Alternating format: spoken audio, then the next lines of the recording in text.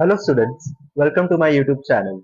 In this video lecture, I am going to answer questions from question 51 to question 60 from sample paper number 3, RK Bali 4th edition navigation book. So let's begin with question number 51. The response time of a vertical speed detector may be increased by adding accelerometer, bimetallic strip, return spring. So the correct answer is option A. Okay, so you will find this statement written the instantaneous vertical speed indicator. So now a conventional vertical speed indicator suffer from lag error. In order to eliminate that error or to curtail that error, we make use of accelerometer, which gives which in our vertical speed indicators, which enable them to show instantaneous vertical speeds. Okay, so underline this point to overcome the problem of lag. The instantaneous VSI incorporates an accelerometer unit called a dashpot or dynamic vane, which responds quickly to a change of altitude. Okay, so next. The purpose of the vibrating device of an altimeter is to allow damping of the measurement in the unit, reduce hysteresis effect, reduce the effect of friction in the linkages. So the correct answer is option Charlie.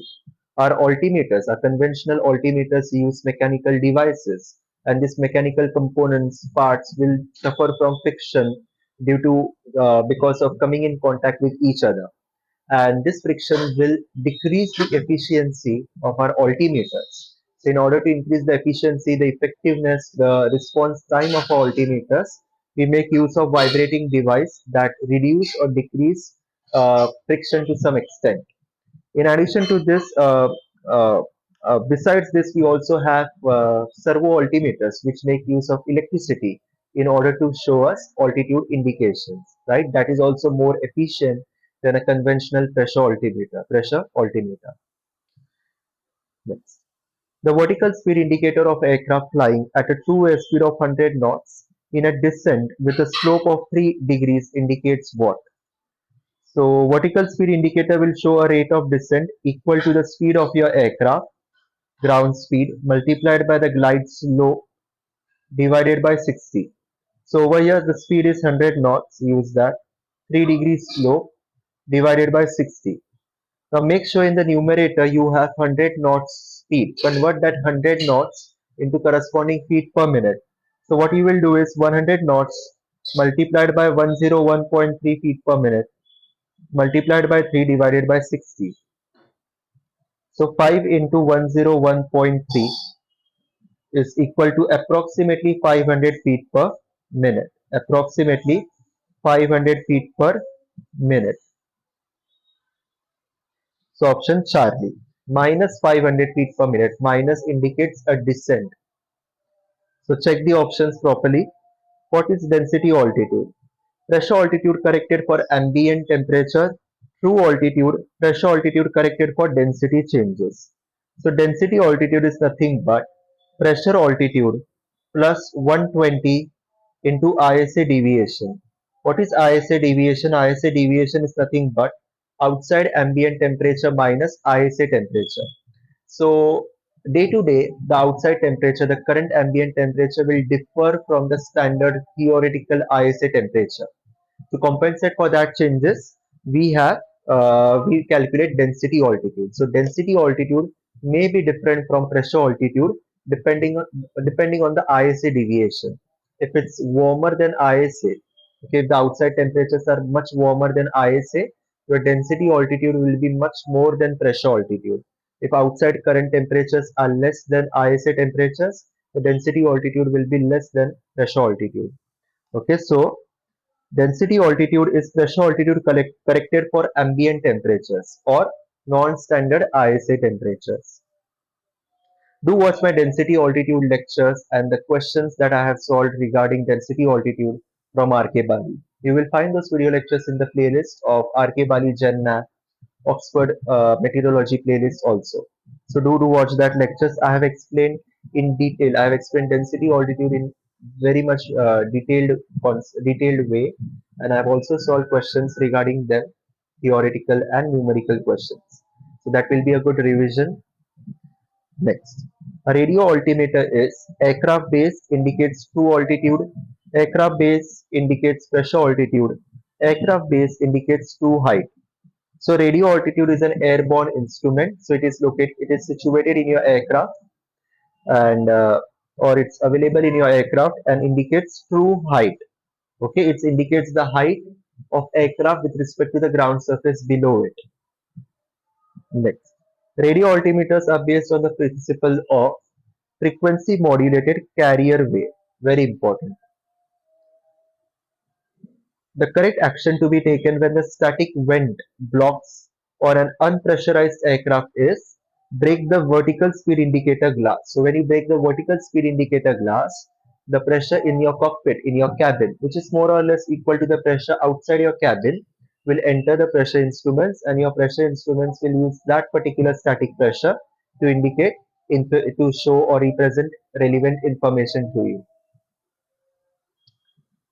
Also, option B, use the standby static source. Okay, so that can also be the case. You can also use the standby static source. So I would rather select option Bravo in this case. Use the standby static source. If standby static source is not available, then and only then in emergency situation, you can use the VSI glass. Okay, so option B is also right. So it's better to select option Bravo. If the casing of a VSI in a pressurized aircraft develops a leak, that casing, okay, VSI instrument case develops a leak in a pressurized aircraft, what will happen? So in a pressurized aircraft, the pressure in the cabin is more than the pressure outside the aircraft. So if there is a leak, this inside pressure, this higher cabin pressure will enter the VSI instrument, and therefore the capsule, the aneroid capsule will be surrounded by higher static pressure, and this has the overall effect of indicating a climb, uh, of indicating a rate of climb. So if you are in a straight and level flight, the VSI will indicate rate of climb, even if you are not in a climbing attitude or you are not climbing. If you are already in a climbing attitude, climbing to higher altitudes, the VSI will overread rate of climb.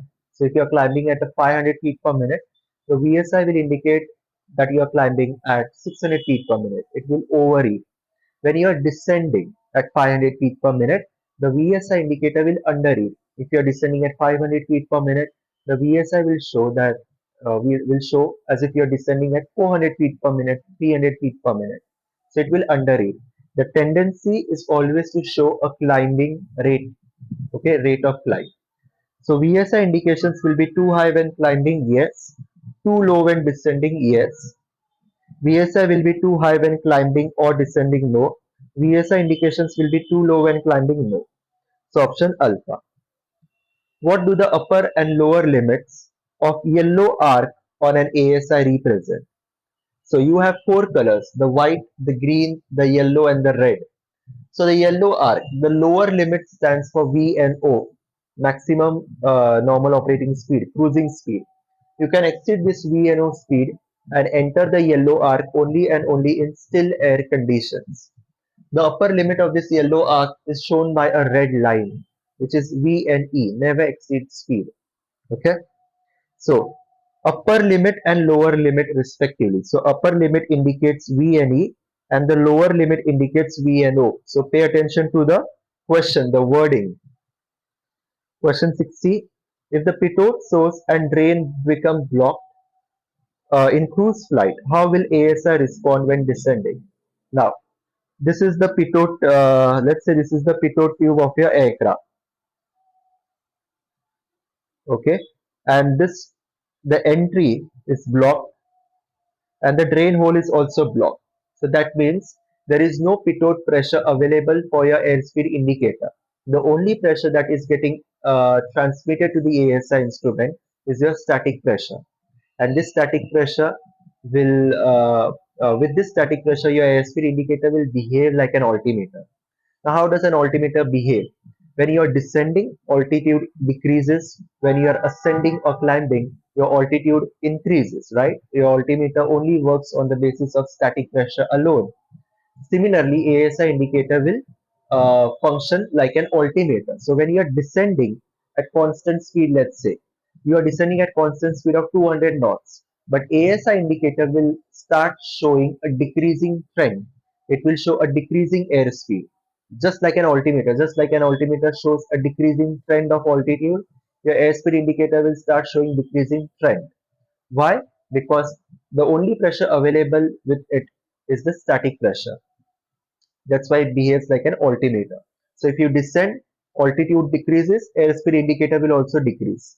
If you climb, altimeter altitude increases, so ASI indications will also increase, irrespective of the fact that you are climbing at constant speed or descending at constant speed.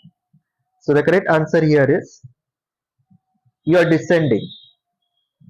So in descending, it will underread. Okay, whatever speed you are descending, it will show less than that. So this concludes our lecture. I hope you have understood all the 10 questions that I have done in this video lecture. If you have any doubts, questions, query, let me know in the comment box. I request you all to share this video lecture with your friends who are also preparing for the exam, and subscribe to this channel if you haven't yet. Hit the like button if you have liked this video lecture. Best of luck.